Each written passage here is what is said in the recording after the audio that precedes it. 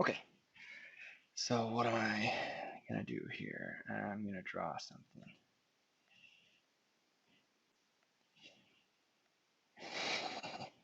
I don't know.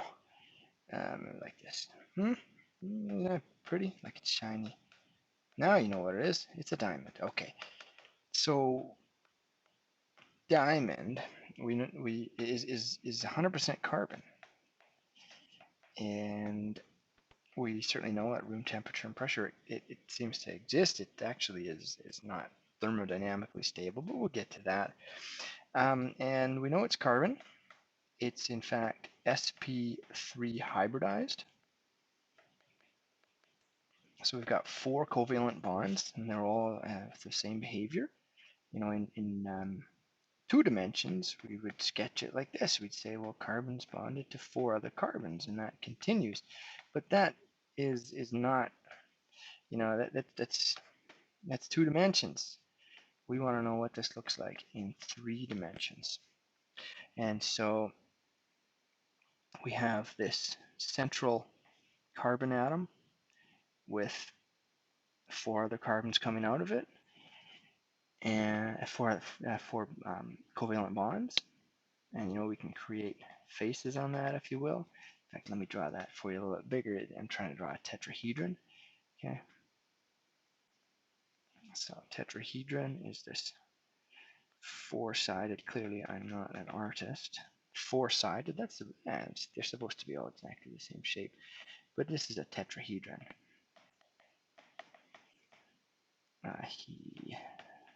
Tetrahedra.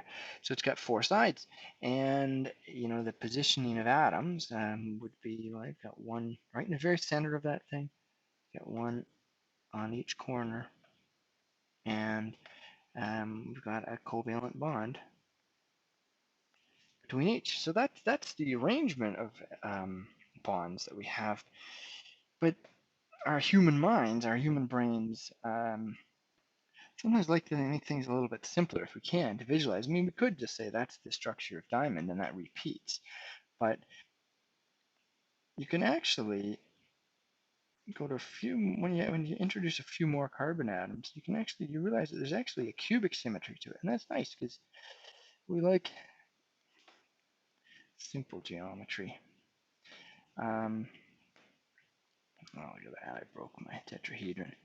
All right, glue it back together. There we go. All right, so what I'm trying to do is I'm going to show you how this cubic symmetry exists. So here's a cube. We're familiar with this. We've seen this in face-centered cubic. We've even seen it in the rock salt crystal structure. And so what it involves is it involves an atom at each corner. All right, and I'm trying to draw here for you, depict that there's 1/8 of an atom at each corner. This is the back here now. All right, so there's 1/8 of an atom at each corner, and then there's atoms in face-centered positions. Okay, front face, top face, right face, but there's also, of course, the left face hidden, so I'll dash it in, back face, and the bottom face. And so that gives us 4 atoms in total. Okay, 4 atoms from the FCC positions.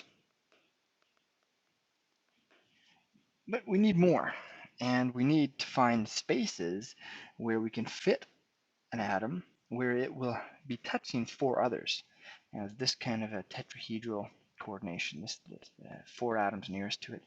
And I think the easiest way to do this is actually just to show you, and then I'll try to go around and come back to it and show you different ways to visualize it to help make it more concrete.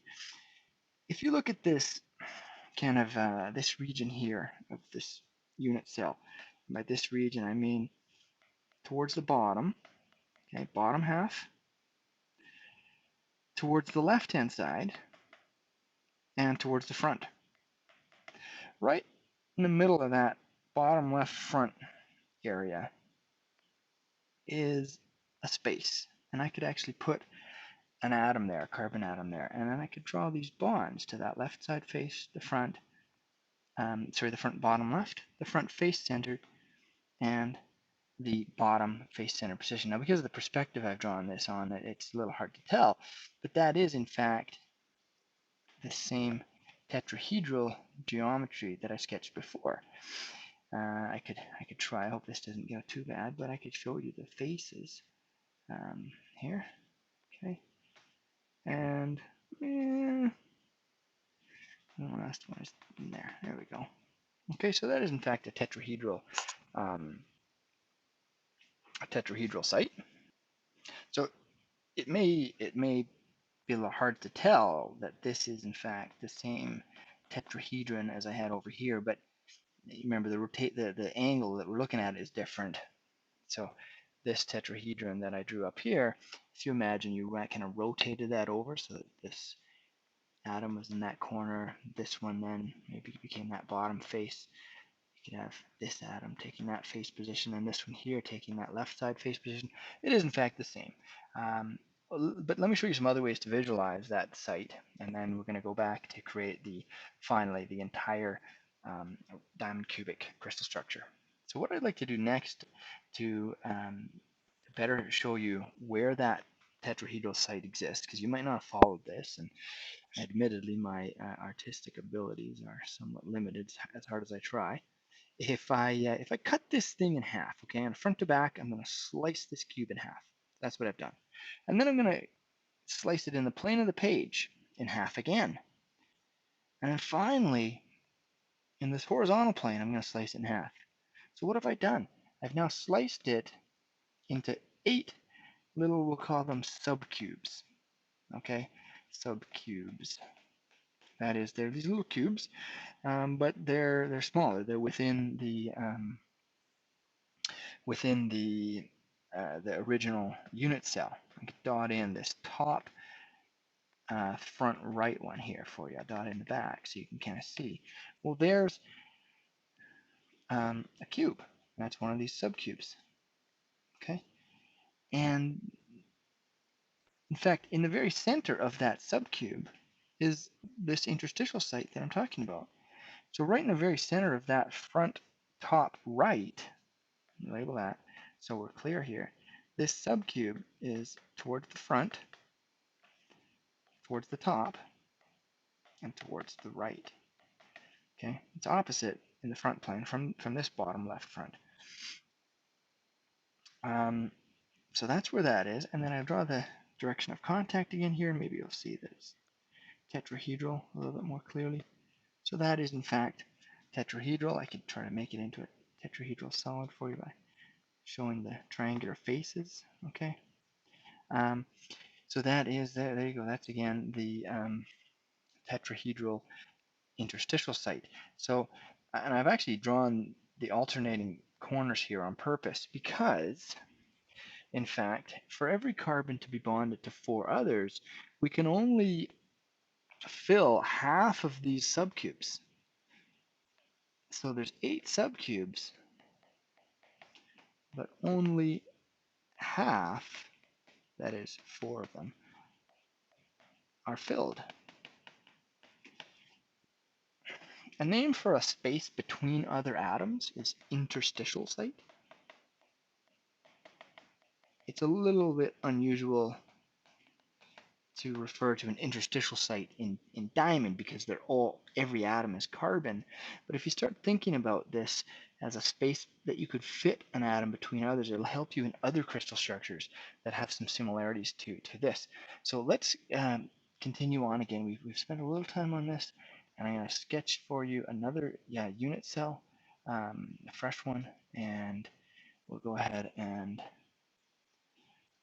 identify which ones have carbon in them, and then you'll know the diamond cubic crystal structure like the back of your hand. So here's a cube, okay, dash in the back for you there. And this time I'm actually going to go ahead and I'm going to cut the subcubes for you as we did before. So I've got 8 little identical cubes making up the the larger unit cell. And what I showed you on the previous slide is I've got in this front bottom left a carbon, in the front top right is a carbon, and then what happens is these alternate in space so that they're spaced out as far apart as they can. That is, they wouldn't all four of them would not occupy the bottom half of the unit cell or the right side. They're going to alternate. So they alternate top to bottom, left to right here. Well, in the back of the unit cell, they're going to do the same thing. So that means the back top left site will be filled, and the back bottom right. So this is the back top left and the back bottom right will be filled. So they alternate. And a student a few years ago showed me a little trick that was useful for him. And if you just if you picture those little subcubes, and what I do for you is I shade in the free surfaces of the subcubes that contain an occupied tetrahedral site. You'll see the positioning of the tetrahedral sites perhaps a little bit more clearly. So there you go. Those are the occupied tetrahedral sites, or the positions of those carbon atoms in amongst all the other carbon atoms in diamond cubic. And so finally what I'll do is I'll just position the FCC positioned ones for you. Okay, and back in that corner there, top, front, right side, and maybe for simplicity I won't, well, I can dot in the ones that are hidden, okay, for completeness. So that is diamond cubic. And this tetrahedral symmetry is a really important one. It comes up in organic molecules. It comes up in many semiconductor devices. So understanding diamond cubic is a really good foundation for proceeding to other crystal structures and other structures.